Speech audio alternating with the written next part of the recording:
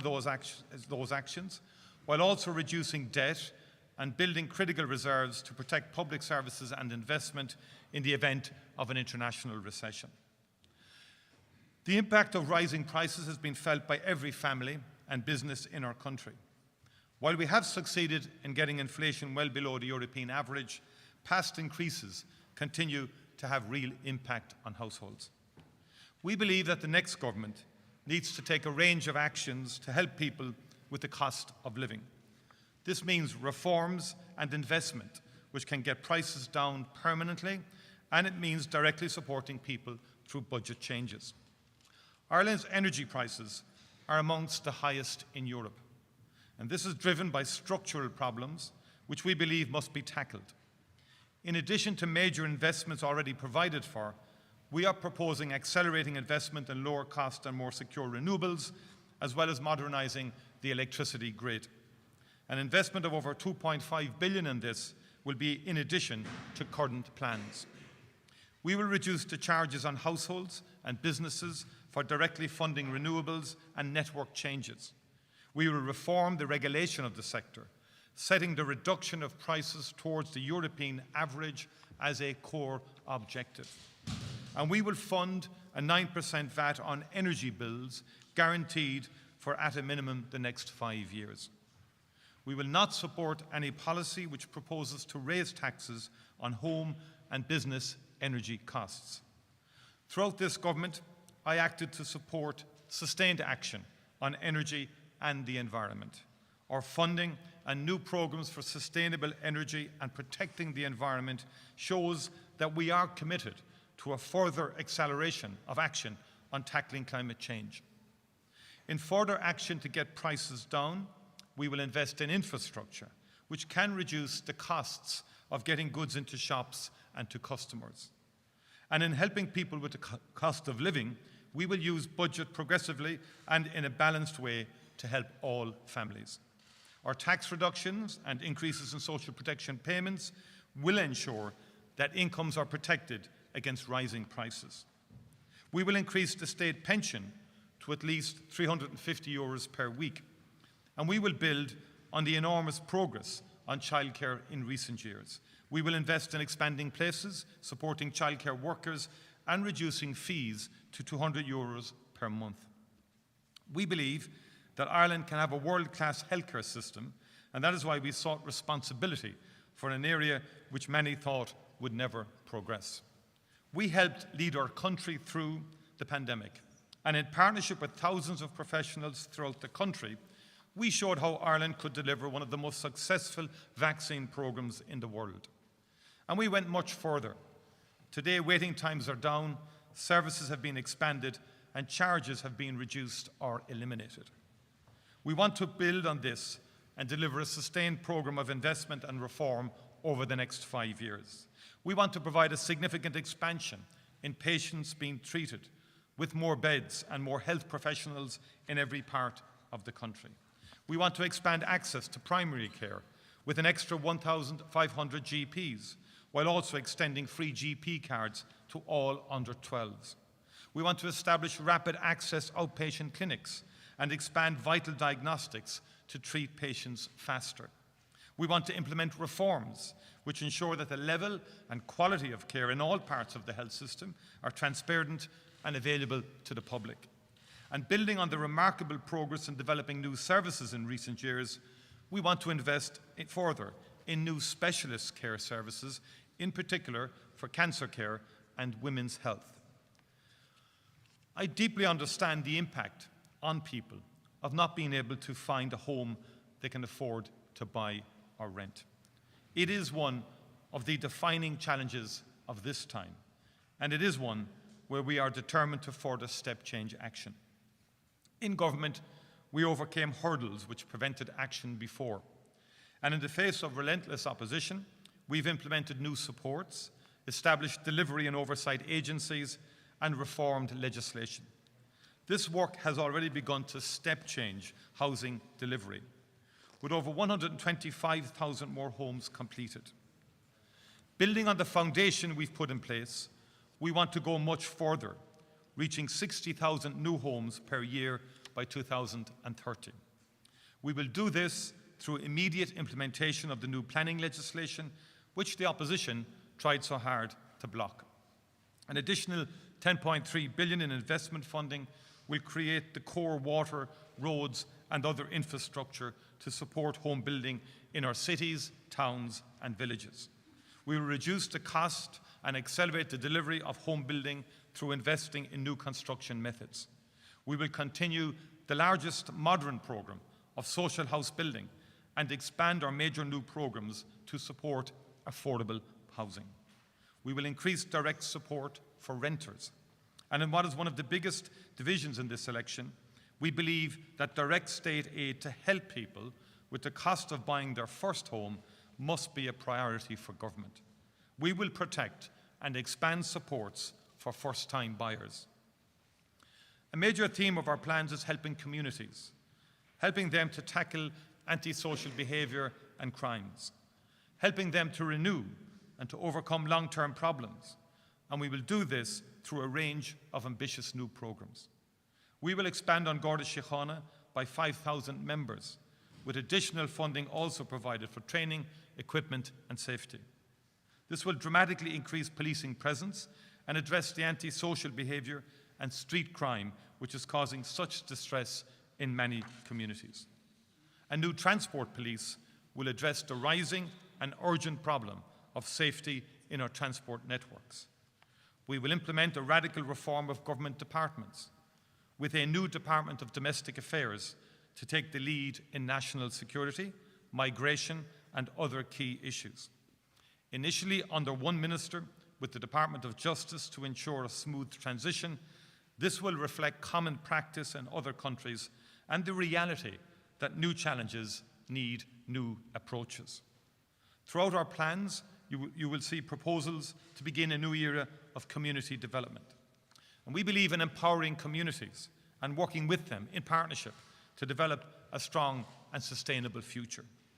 A new urban communities initiatives will be focused on city centres and the areas of highest disadvantage.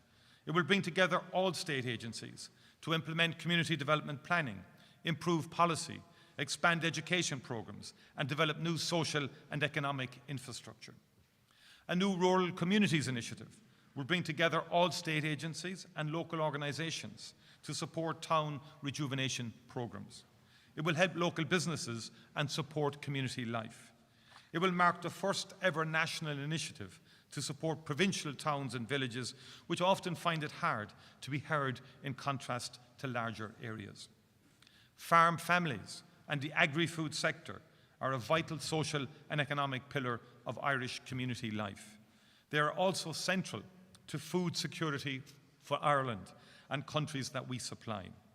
Our plans outline a range of action to support them with secure incomes, direct assistance with implementing essential investments, and support on critical issues like succession planning. Support for educational participation and achievement is a fundamental value for Fianna Fáil.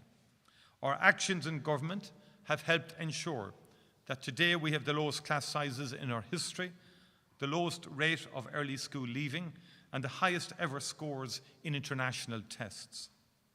Education is fundamental to all of our social, economic, environmental and cultural goals. We are proposing a further reduction in class sizes and reforms to help schools meet modern challenges. A new model of provision, which I've pushed the development of, will deliver essential therapies for children with special needs in schools. Our support for inclusion and breaking cycles of disadvantage will see a new DESH Plus scheme implemented to target additional supports to schools in the areas of highest disadvantage. A national small schools initiative will support 1,300 small schools, expanding educational opportunities for their pupils. And our commitment to promoting safe and supportive schools remains absolute. We will push forward with action to tackle bullying and smartphone use in our schools. And we are committed to expanding opportunities at the level of further and higher education, with action on student accommodation, expanding places and increasing supports. Fianna Fáil's commitment to research provided the foundation for hundreds of thousands of jobs in our country today. And we believe that this investment is more important than ever. So we are proposing to expand research funding throughout the term of the next government. We can all see that these are turbulent times internationally. Ireland must do everything possible to protect its economic model and be clear in its values. Our manifesto outlines our plans to protect and grow our economy and to secure Ireland's voice in international affairs. We are proposing a range of supports directly for businesses and particularly for small and medium-sized businesses. The plans we have outlined are ambitious and extensive, and they will benefit every family and every community, and they are also sustainable. We believe that Ireland must be ready to overcome any major disruption, and therefore we are providing very significant contingency reserves as well as formal reserves to protect services and investments. Overall, our plans see an increase in medium spending, with much of this concentrated in strategic capital investments. We propose to run a budget surplus, to reduce the level of the national debt, and to have in place a national reserve to protect services, pensions and investments of just over €50 billion by 2030. And this is money which is essential to not just expand services and build more homes, but make sure that this can be guaranteed. We have also made a budgetary provision of €20 billion to cover what we believe is necessary to guarantee existing levels of public services and for public service pay deals. These provisions give a greater confidence that we can proceed with the new proposals that we have outlined in the manifesto. But there are critical other elements required to protect Ireland's economy and its proven economic model. We will protect our pro-enterprise taxation system and support it further. We're absolutely clear that we will work to protect international trade on which hundreds of thousands of jobs rely. We will insist on a resolutely positive approach to strengthening the work of the European Union and leading it through Ireland's presidency of the Council in a year and a half's time. This is no small matter. I believe we have shown our ability to have influence and lead in Europe. The main opposition party has a history of unremitting anti-EU sentiment, opposing membership and every treaty since. It would do great damage to Ireland to join with the Eurosceptic nations who seek to undermine it. And we believe that at this testing time, Ireland must stand with other democratic countries, supporting basic principles of democracy and human rights. We must continue to be one of the strongest advocates for peace and rights and self-determination for the Palestinian people. We must stand up for the rule of law and cooperation in international affairs. And of course, the work of building lasting peace and reconciliation on this island must move forward with urgency. The Shared Island Initiative, which Fianna Fáil created, is the first time we have ever had a major programme of building understanding and links between communities and across the border. We are determined to push forward this work and are proposing to double its funding with an extra €1 billion. This manifesto is a detailed, ambitious and progressive plan for Ireland. It will deliver sustained improvements in public services. It will further step change home building. It will tackle the high cost of living.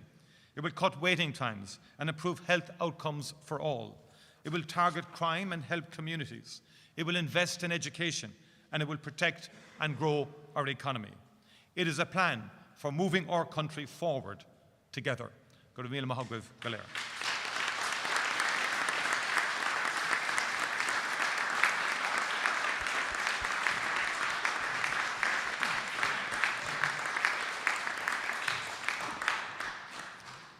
Hi, Micheál Lahan from RT News. Tánaiste Fianna Fáil leader.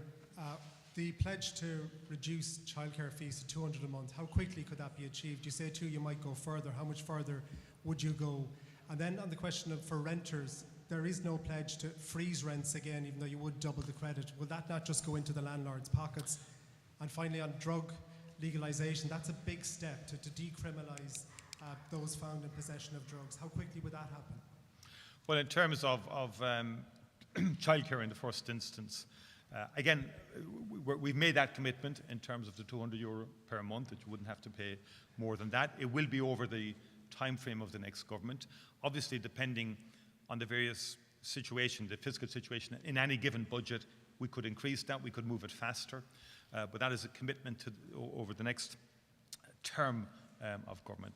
There are other things we'd like to do as well in terms of children with additional needs, in terms of provision for children with additional needs from the earliest years, which I think should be much more comprehensive than it currently is, and I would like to see some expenditure allocated to that area also. In respect of renters, we have to maintain a viable rental market as well, and there is evidence of people leaving the market, and the rent freeze would, if one was to initiate a rent freeze, I think it would be counterproductive to the objective of having more homes provided in the rental market itself. The rental tax credit will go to renters, and because of the rent pressure zones and so on, there's no evidence that the existing rents are going up for existing tenants for quite some time. But I think renters do need help and do need assistance. And decriminalisation is an important step, and I think it reflects the understanding that the most effective way to dealing with drugs is a health-based model as opposed to a criminal justice-based model. That requires resources in personnel and in people around addiction, around various therapies and so forth. We did this in previous times, particularly during the heroin epidemic of previous eras. We can do it again. We must do it in a more consistent, sustained way, perhaps, than was the case in the past. Thanks. Taoiseach, can you just confirm that you plan to abolish the current spending rule?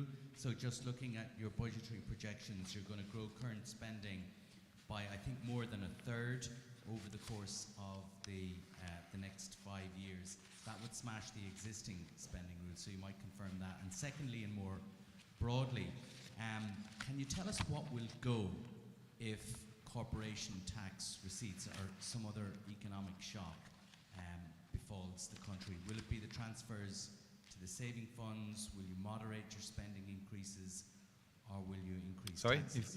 Will you moderate the spending increases, or just tell us where your order of priority is? What goes first if corporation tax, for example, tails off?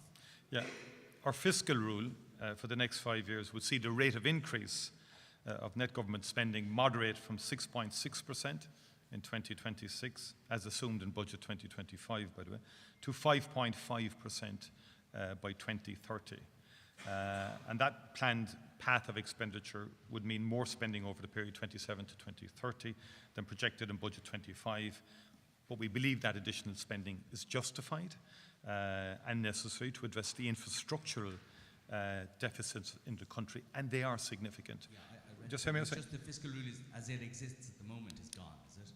Well, yeah, it's a new government, so we're putting forward a financial framework that is more, in our views, is realistic, because let's be straight, in the last government we weren't in a position to adhere to the 5%, as it turns out. But in any event, the capital needs of this country, infrastructure, water, grid, the energy grid, housing, public transport, the infrastructural needs are so significant given the population growth that it is correct and proper to proceed, and realistic to proceed along this particular pathway. In the event of any downturn and so forth, we obviously would want to protect public services as our number one priority. And the reason for the creation of the Infrastructure, Climate and Nature Restoration Fund was to have funding in place to continue with capital expenditure. And one of the biggest challenges we would have is to maintain capital projects. Because one of the, I think, the difficulties in the past, capital is the easiest area to cut. That's why I pushed very strongly in government for the creation of the Infrastructure, Climate and Nature Fund, as well as the Future Ireland Fund. But the Infrastructure Fund was there if we start various roads, if we start various public transport projects, that notwithstanding downturns, we would have enough money put aside to complete those projects, rather than mothballing them in times of a downturn or a recession. Thanks, Siobhan. Gavin Riley from Virgin Media News. Three quick ones, Taoiseach, if I may. Firstly, you're proposing a new Department of Domestic Affairs. Are you proposing the elimination of any other departments, or would that just be a new department in addition to all the others that are existing already? On a more broad front, if the seat numbers in the next Dáil are amenable to it, would it be your preference to govern without Fine Gael or Sinn Féin, a government led by Fianna Fáil with an assembly of other smaller parties? Is that preferable to you than working again with Fine Gael?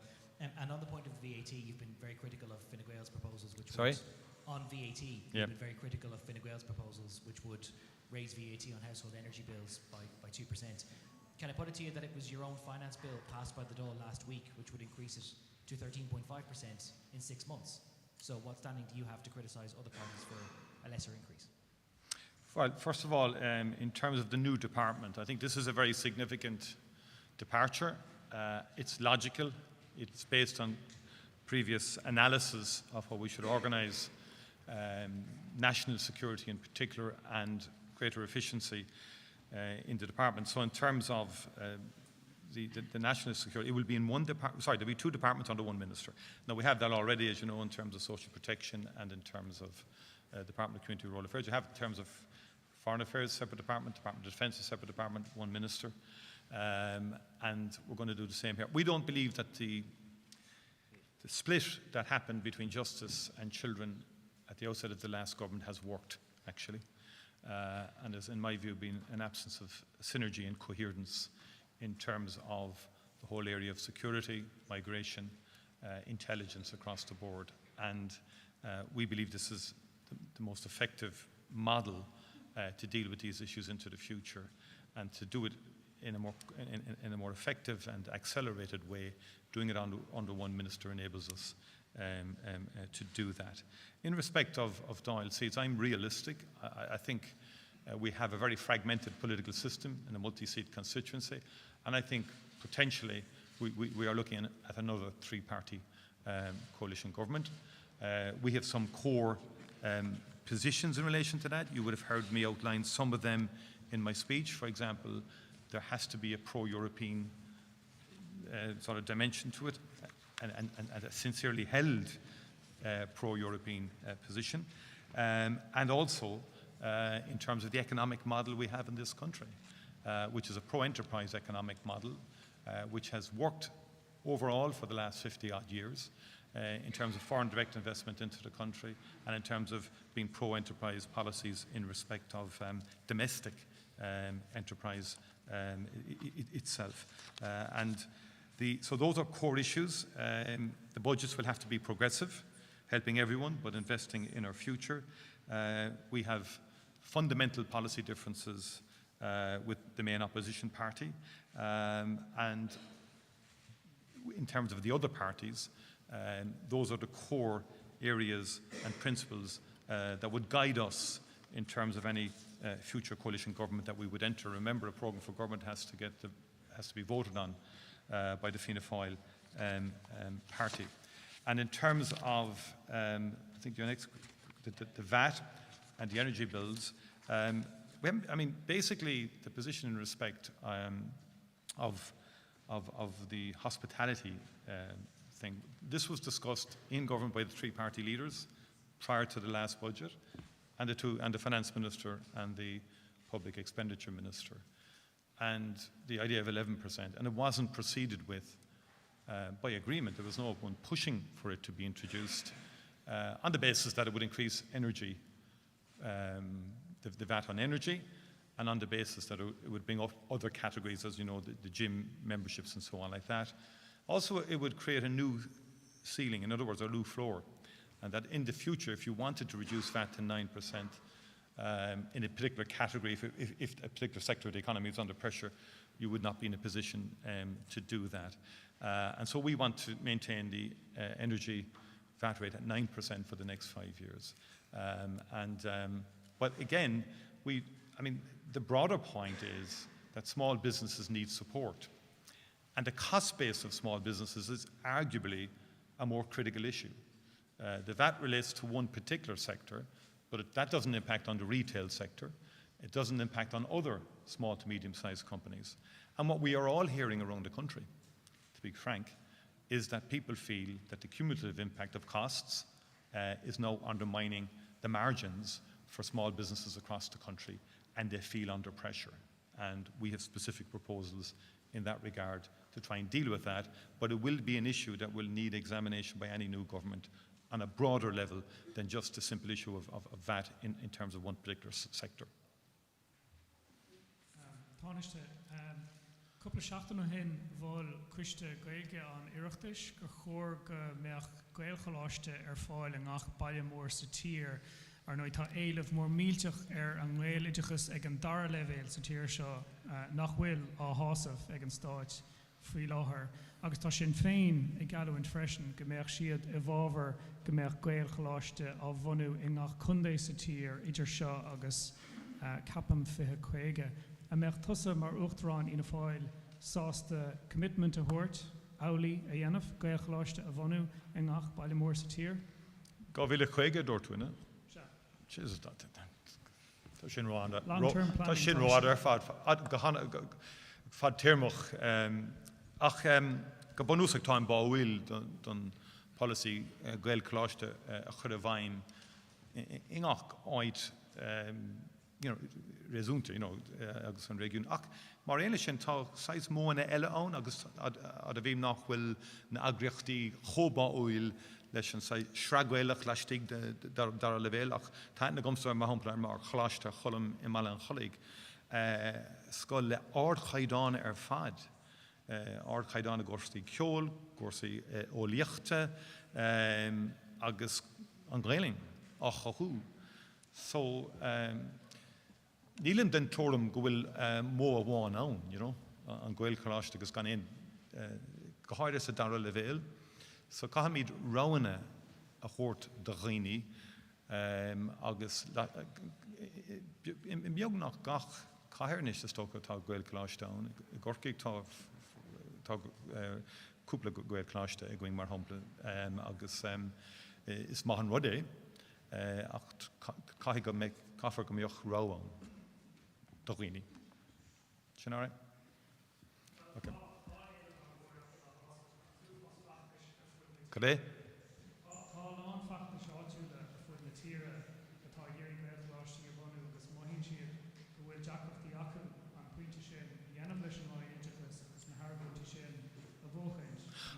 Yeah.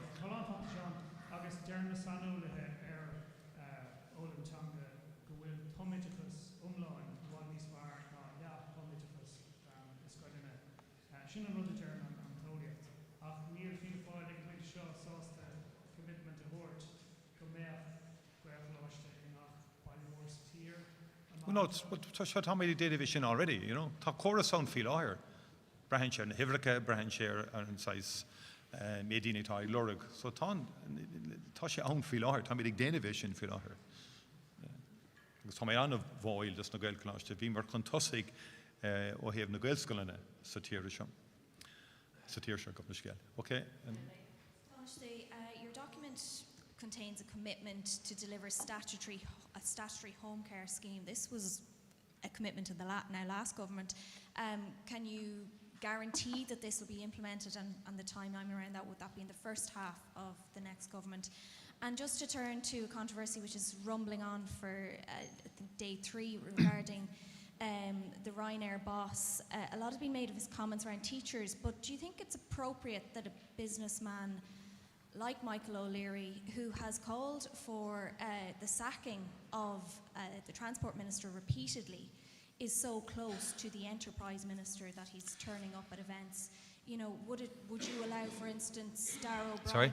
Would you allow, for instance, Darragh O'Brien to have, the head of BAM or another construction company at his constituency launch, or does Fianna Fáil have any links like that to businesses? Well, first of all, your first point is valid in terms of the delay in getting the statutory scheme for home healthcare in place. I would commit to getting that done in the first half of the next government.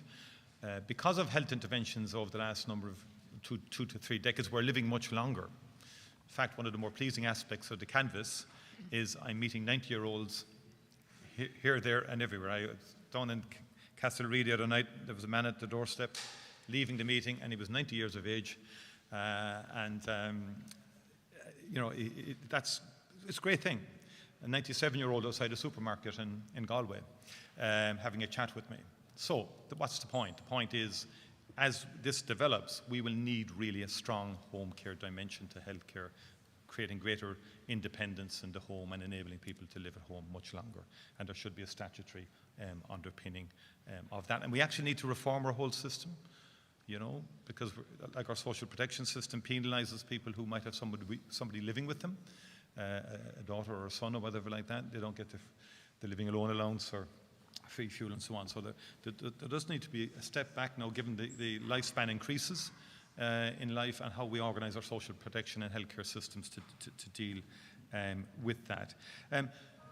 No one ever launched my campaign in the past, and I think anyone who aspires to political office should launch their own campaign, because you're out there asking people to vote for you, to support you. Why are you going forward in the first place? That's my view of life. No one ever launched my campaign. I think, that's my view, and I would say to all of my colleagues, launch your campaign, motivate your own supporters and members, and motivate them enough that they'll go out and knock on doors on your behalf because they believe in you as a political representative. But it's open to any individual. To be fair now, we're in a democracy. If somebody wants to bring somebody in to launch their campaign or to be with them in the launch of their campaign, that's democracy. And that's a matter for the person concerned to defend the position they took in doing that. And I think it's my view is clearly politicians and political representatives, if they aspire to public office, should lead their own campaigns, launch their own campaigns, and outline why they want to be elected and what they want to do in office. Do you think it's appropriate that the enterprise minister will be so close to a man who's called repeatedly for the sacking of the transport minister? Well, again, I mean, is it appropriate? I wouldn't do it, but that's my individual position.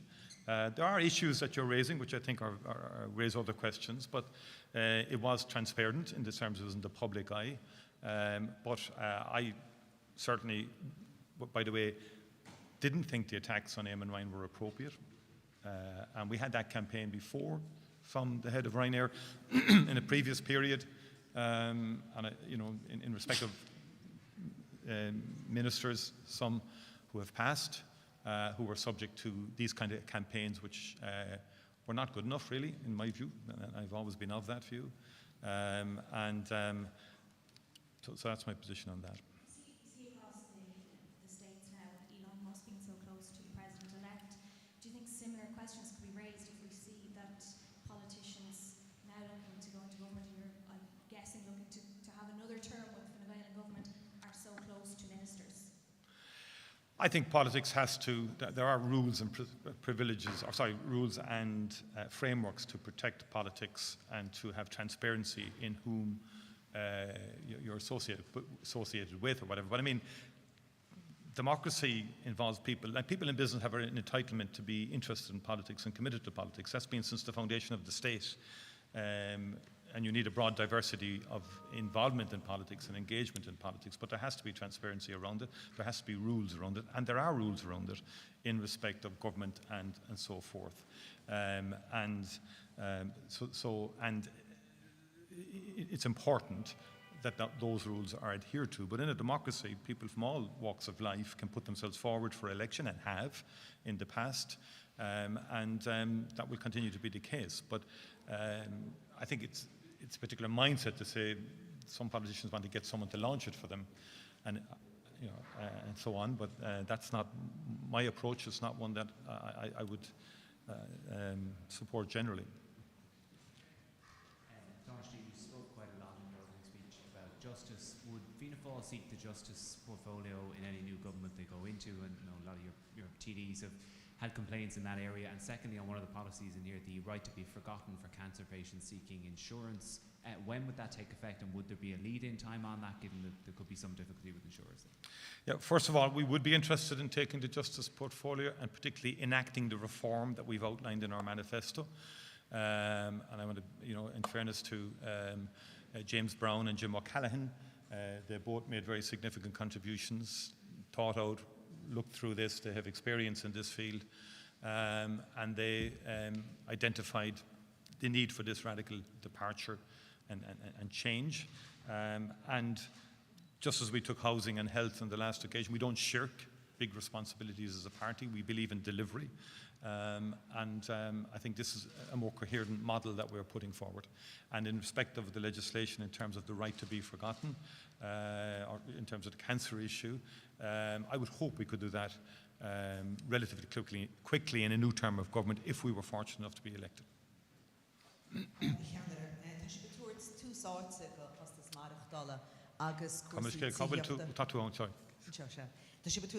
si túsáte go chus marachtal agus cuasí tííochtta sa bhrógra.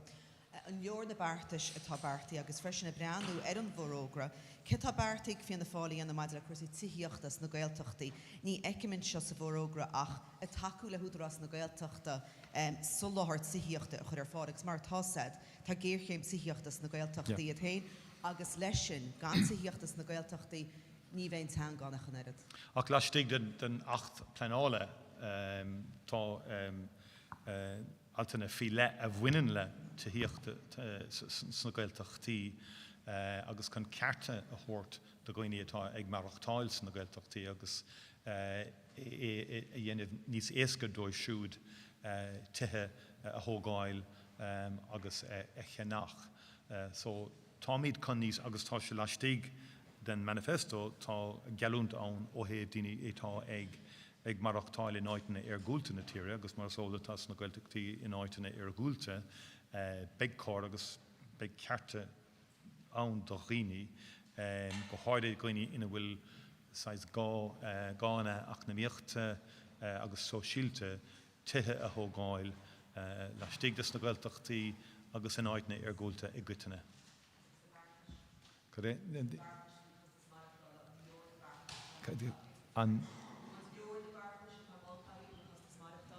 Chéad cheiste bhí an leor na bartas ó híh cuaram leanaí na bartas na pleanaí tá agaí go chustas mar. Meam gur leistigh na áisne táhaing go golóiríad ach más féidirling díag ar ní agus dá mar go méid na áisne ann is féidirling níos mó dhéanamh.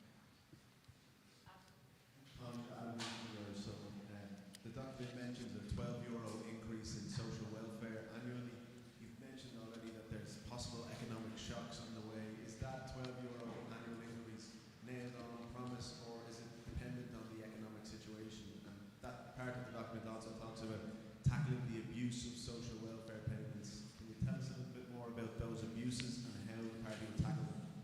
Well, first of all, I mean, both the spending and the tax plans are in line with projections and costings from the Department of Finance and public expenditure that we have sought.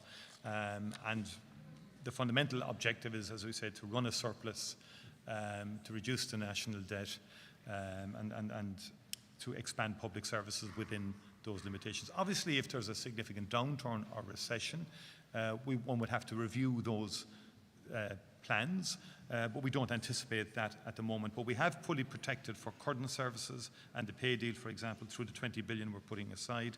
And we believe we're in a position to provide that €12 at a minimum per each budget. And obviously, you know, in any situation, if shocks come our way, we would have to adapt and deal with those shocks. But if you take, for example, the last government, in fairness, and I would have led this country through the pandemic, we adapted well to Brexit, notwithstanding a fairly significant shock in itself, Britain leaving the European Union. We then had a significant inflationary spiral coming out of the COVID-19 supply chain crisis, exacerbated by the war in Ukraine. So we have demonstrated as a people that we can weather shocks and we can be resilient. We now have full employment.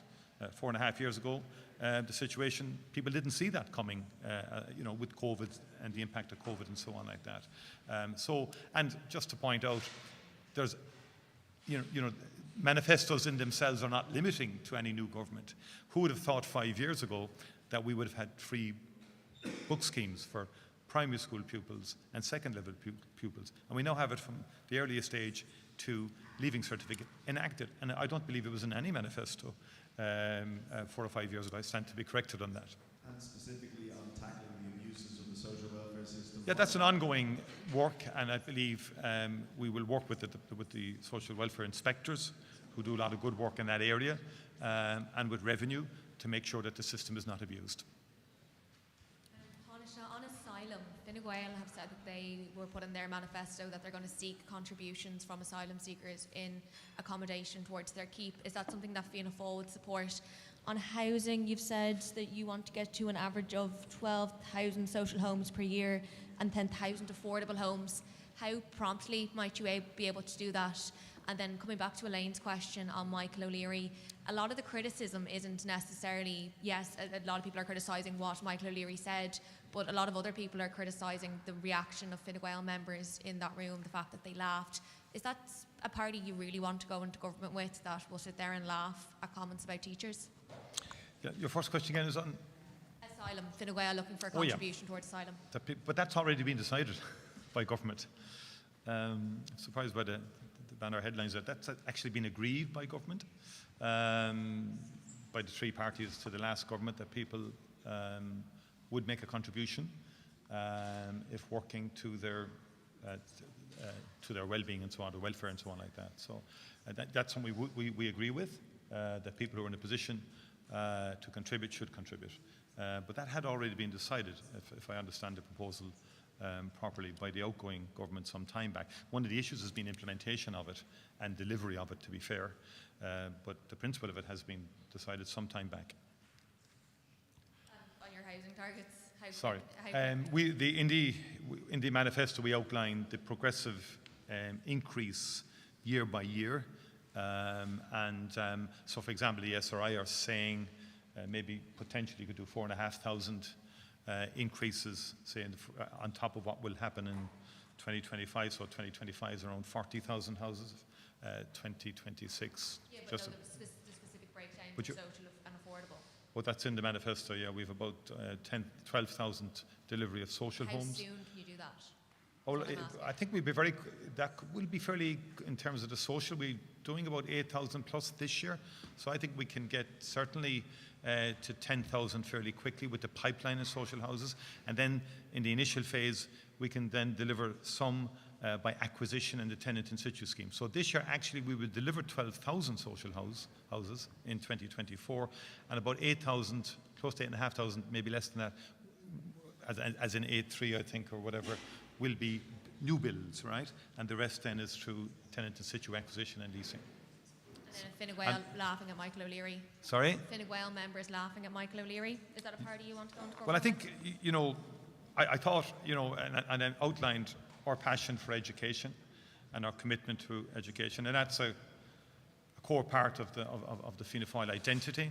I think of the late ministers John Wilson and Mary O'Rourke, people of great intellect, who in many ways personified the Fianna Fáil culture of understanding the essential foundation stone that education is in economic development in this country and societal development. And that's always been a core part of who Fianna Fáil is. And it's a core part of who I am. And I might be criticised for it, but in my home, we were told, you get your education, we get you to second level, get to third level, and Fianna Fáil made that possible. So that's why I do react very negatively to the kind of throwaway commentary and the cheering. The cheering was not good and was, in my view, just kind of illustrates certain characteristics, perhaps, of maybe the party's orientation, the other party's orientation. Our orientation has always been, in education in particular, to celebrate the role of teachers. And that's been a long-standing cultural thing in Ireland, going back over a century. The role of the teacher in the hedge schools, the role of teachers in communities. They lifted communities, they inspired people, they motivated people, and it's part of our literature, the role of teachers, the positive one.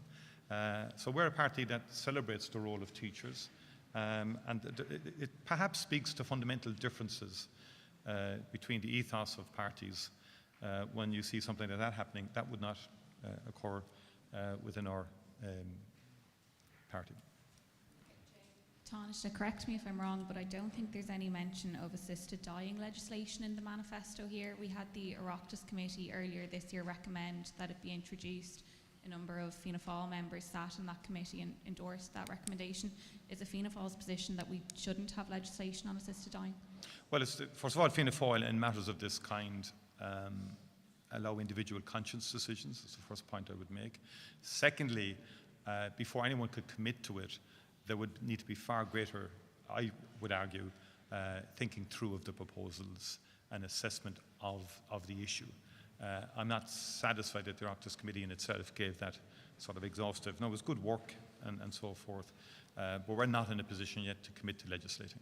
Does that not kind of undermine the work of Oireachtas Committee? Well, we're entitled as a party to, to have a position. I mean, and our position is we're not ready just yet, and we're not in a position to commit to any detailed legislative proposals around the right to die. I think there are fundamental issues with it, and I don't.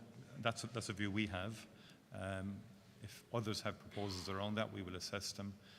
But I think it's not something that's, in my view, properly developed at all. Taoiseach, you commit to obviously increasing Garda numbers and going ahead with a dedicated police task force on, going ahead with a police task force on public transport networks. Yeah. I'm just wondering how voters in rural Ireland will feel where... Sorry? I'm just wondering how voters in rural Ireland will feel where they perhaps live in a town where their full-time Garda station is being closed, to see that people in Dublin, for example, will get extra Gardaí on public transport while they have to go without full-time Gardaí in their towns. Well, it's not a case of sort of, I mean, first of all, we need more Gardaí on the streets. We need more visible Garda presence. So that's why we're proposing, 5,000 extra Gardaí would enable us to do a lot of things, both in rural Ireland. But workers, if you talk to people, bus workers, if you talk to people in public transport more generally, it is becoming more dangerous. And we need to ensure safety in public transport. And the Lewis, the Dart, and so on like that. And we make no apology for saying the time has come now for a government to lead on this and to say we're going to establish it. Ideally within An Garda Síochána, and that's something we will pursue once going back into office.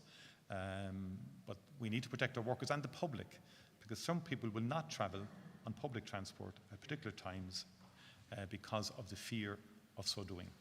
And if we want to encourage greater participation in public transport, then we have to make it safe.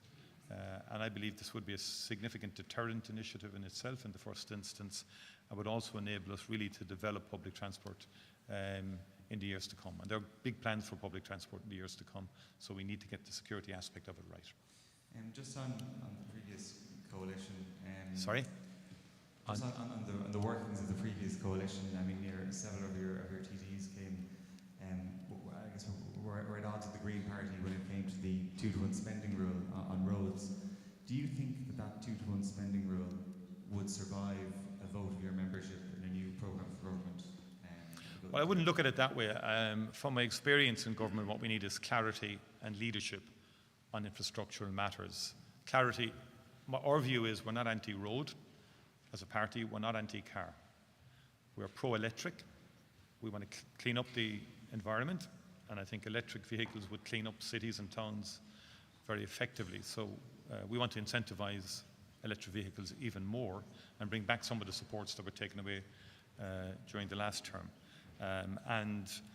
So that is our agenda there. And, we built motorways in the past. We didn't need new departments or anything to build motorways that had been, have stood the test of time. And the TII, the Transport Infrastructure Ireland, needs clarity and certainty.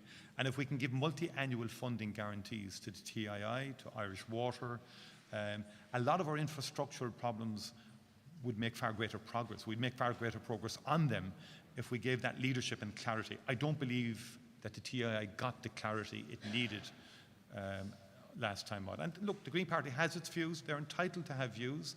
We also are entitled to have views. I would not in the next government be in favour myself of any of those kind of artificial rules that clearly couldn't really be enacted because the public transport projects take longer. They have a longer lead-in time.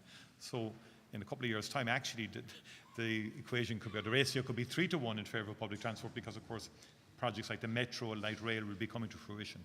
So I think we have to avoid what essentially are artificial rules that can be used for political purposes midway through a government. So I would not be in favour of tying ourselves down. My view, we build the Cork to Limerick road, build it. You know, get the ring road in Galway. And public transport is an issue. I mean, I was in East Galway last week with Anne Rabbitt and Albert Dolan, and the access to Galway City is a big issue for people.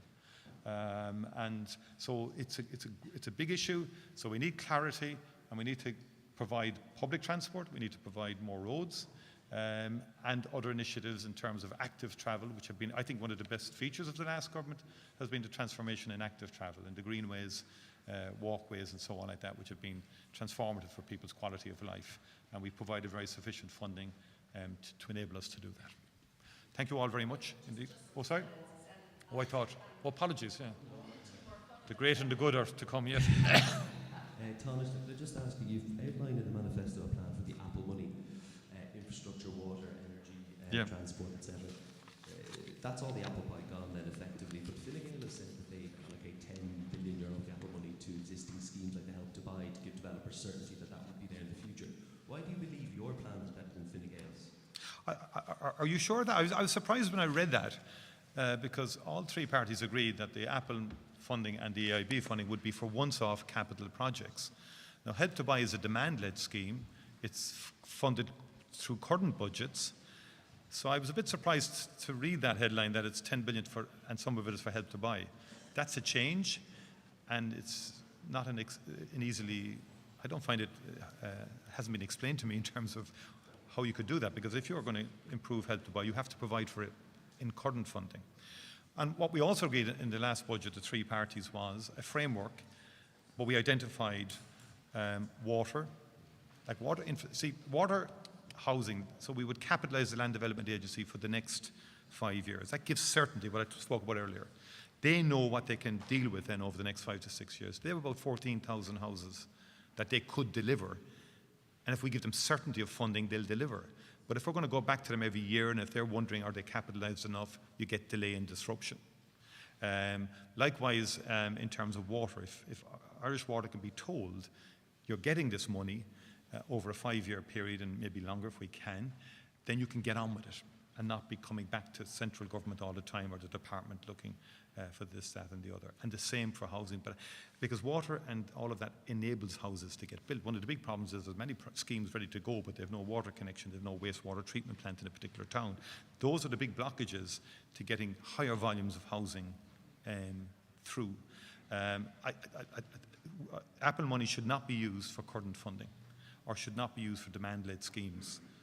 And that was agreed by the three parties in government only prior to the last budget in terms of the principles governing. The only change we've made, and parties, by the way, are entitled to deviate from that if they wish now in terms of a new government, we've put 2 billion in for health, for digital health, because we believe the one area where the country has not succeeded is in patient electronic records, ensuring far more efficiency and productivity of health through technology.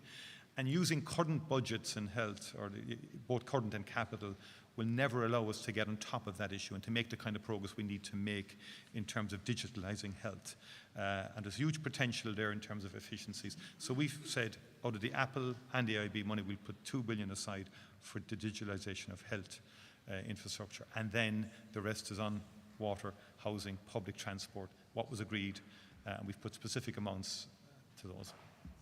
Taoiseach, can I please have it on the record from you, just categorically, that you will not go into government with Sinn Féin when the votes have been cast in this election? I'd like to hear it from you, your own lips. And earlier on, I was intrigued by your reference to 90-year-olds and 97-year-olds. To who? To 90-year-olds. I knew you would be, yeah. Energy. You've been 13 and a half years as leader of Fianna Fáil. You mentioned a three-party coalition government as the most likely outcome. You've also said you'd like to go first. After you've completed your term as Taoiseach, if you're lucky enough to be elected Taoiseach by the 34th Dáil, will you then step down as leader of Fianna Fáil, or is it your intention to lead to the bitter end of the next term? What bitter end? Thank you. In terms of your first question again, because you. Oh, sorry. I thought categorically we will not be going into government with Sinn Féin. I've said this. We didn't negotiate with Sinn Féin on the last occasion either, by the way, despite a lot of pressure and despite Sinn Féin thinking they had a God-given right to be in government, even though they didn't have a majority of the seats. Fianna Fáil was the largest party coming out of the last general election, and we decided not to negotiate with Sinn Féin. Their policies are fundamentally different to ours, and on the housing, for example, their policies would crucify first-time buyers. And they have a very convoluted model in terms of people owning a house and not owning the land on which the house is built. And then they want to delay, disrupt and change the Land Development Agency. I've just said there's 14,000 houses that they can go with. Sinn Féin are saying, oh no, stop. We'll want to re-legislate for the Land Development Agency. That would be delaying it, disrupting it and creating more house prices. And I think there's fundamental policy difference. I mentioned the European Union issue. They're not positively disposed to the European Union. I mentioned the economic model we have in this country. They're not a party that is disposed, or it's not part of their esprit de corps, a pro-enterprise economic model. And the one simple illustration of that is their attitude to the Canadian-European Union trade deal. They've opposed it. They don't want to ratify it. The life and blood of Ireland's economy is trade. We export most of what we produce in goods and services. And they oppose it. And I think that in itself illustrates a disconnect on that party with the Irish economic model. And what we need, and what people need on an ongoing basis, is to export our goods and services, create wealth, and then invest that wealth in public services. Already that Canadian deal is provisionally has entered in. This last Dáil wasn't able to ratify it. It's increased exports by about 30% for a lot of SMEs. That's an illustration of a broader point about how seriously committed are they to the economic model that we have. And so those are my views in relation to that. I wouldn't draw a connection between the 90-year-olds and my own career, Senan. But suffice to say, I have the enthusiasm. I'm engaged. I want to, again, continue to bring initiatives forward in the next government to make a difference, to make an impact. There's unfinished work to be done here, and I'm determined to do that. And when you put yourself before the people, you are committing to the people to serve in Dáil Éireann for the next 5 years. And that is my commitment, and as leader of the party, it's my commitment to lead Fianna Fáil into the next government. And we believe, we're getting a good response. It's very early days yet, but it's going to be a very challenging election. One only has to look at the number of parties competing, the number of individuals competing in individual constituencies and nationally. So I'm under no illusions about the challenge that lies ahead in the days to come, but I'm up for it, I'm enjoying it, and we're getting a good response, and people are engaging on the issues. When I say we're getting a good response, people are courteous and warm, but they are raising issues with us. And they're not, there's a lot of issues that they're concerned about, housing being a critical one, crime and Gardaí on our streets being another, public transport that I identified earlier, its reliability and so forth being of concern to people, and much, much more. Thank you very much indeed.